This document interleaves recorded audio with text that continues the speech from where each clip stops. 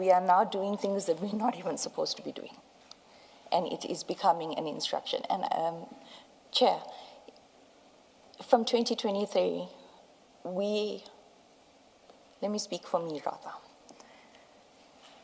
No, I'm going to speak collectively as the prosecutors of IDAC, because we are all, majority of us are rocking in this boat. If you defy an instruction of Advocate Johnson, or you contradict her, the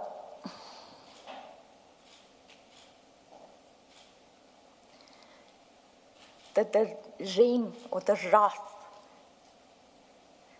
if you have to, may I speak about, if you have to go and check the records at the wellness program that NPA provides for its employees with regards to just work stress, home stress, counseling, you will be shocked at the amount of prosecutors and employees, admin staff from IDAC that are receiving counseling. Is that not because of the nature of the work you do? Just explain. No, Commissioner. Yeah, please explain. May I deviate? Am I allowed to deviate? Slightly. Slightly, okay. If you don't follow the instructions, you receive emails of a nature that, when I was consulting with the DPCI officer, when I intended on making protected disclosure in June last year, I likened it to being treated worse than scullery maid. You would be internally investigated, unlawfully so. You would be made, I was made redundant for an entire period in 2023 because I objected to Mr. Perumal and Advocate Johnson. And it happened again this year because I objected.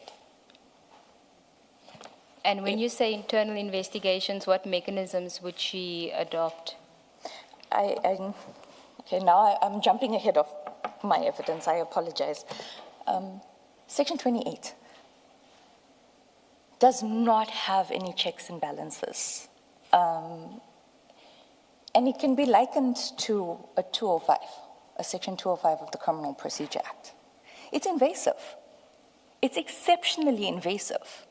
But Section 205 of the Criminal Procedure Act allows for a person to make submissions to a magistrate or a judge to explain why we are now invading this person's privacy, or we need this information. Section 28 allows unlimited control by one person without any checks or balances.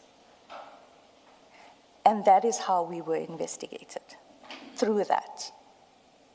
Except, of course, that even if in Section 28 itself there may be no specific provisions, the Constitution is an overarching document. So Section 28 would still have to be applied with the Constitution or the privacy right in mind, if you see what I mean. Correct, and yes. My evidence, not very far down the pages, does deal with how this is so severely abused and how it continued since my start at the ID to be abused. Sorry, Advocate. No, that's fine.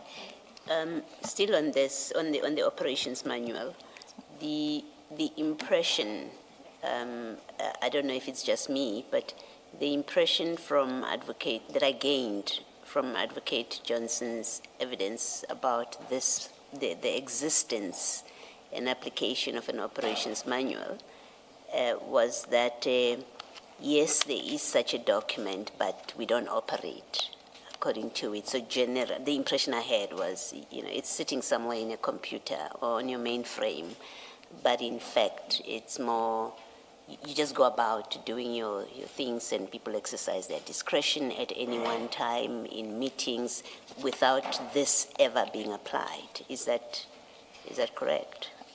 Because you speak of it as a deviation. In your testimony, you say she deviated from what this prescribed. Is that deviation as a matter of course, that's what happened, and therefore this was just good on paper for all intents and purposes?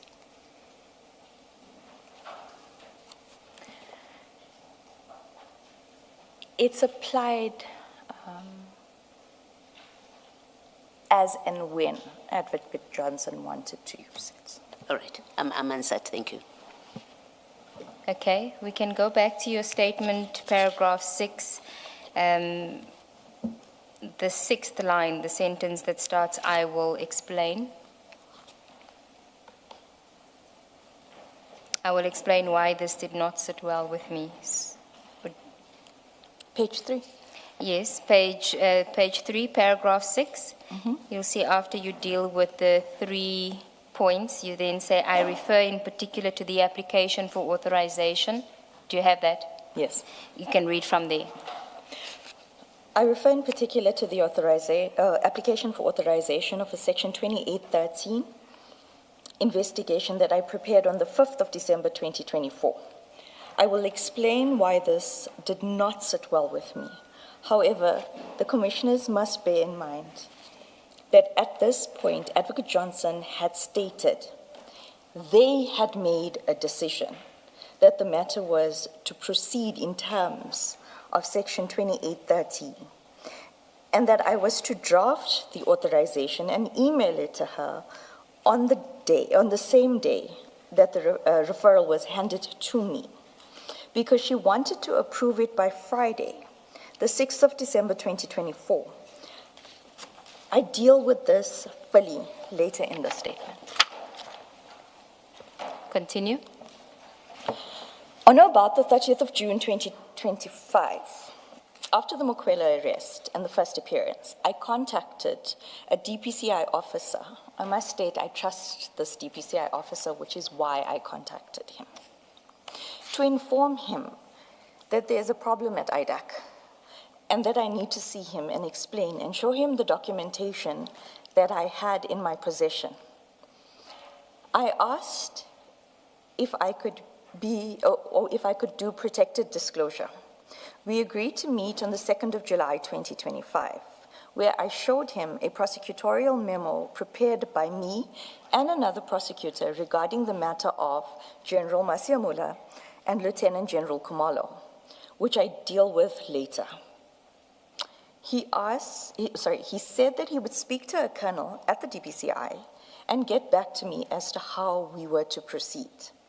The reason that I contacted DPCI is because I had previously, in late April 2025, informed Advocate Santos Manila, the DDPP that I report to, of the discord amongst the team being that of the crime intelligence investigation, and that the investigation procedures were being flouted and that the investigation was sloppy. He replied that he had his own problems. In August 2025, I started collating documents regarding what I considered to be unlawful instructions from Advocate Johnson and Mr. Perumal regarding project diversion. May I proceed? Ms. Ramsamy, sorry. When Advocate Manilal says he has his own problems, was it about the same issue, the crime intelligence investigation, or? He had not, although he was on paper as the deputy director, he had not been briefed on the matter, which I do discuss later on in the statement. The question I'm asking is, when he said he has his own problems, did you understand him to mean about the same subject, the same investigation, or he had his own problems within IDAC? I'm just trying to understand what it is he was. I understood it to mean that he was not interested in my problems and this project. I see. Yes, thank you. That answers me. Thank you.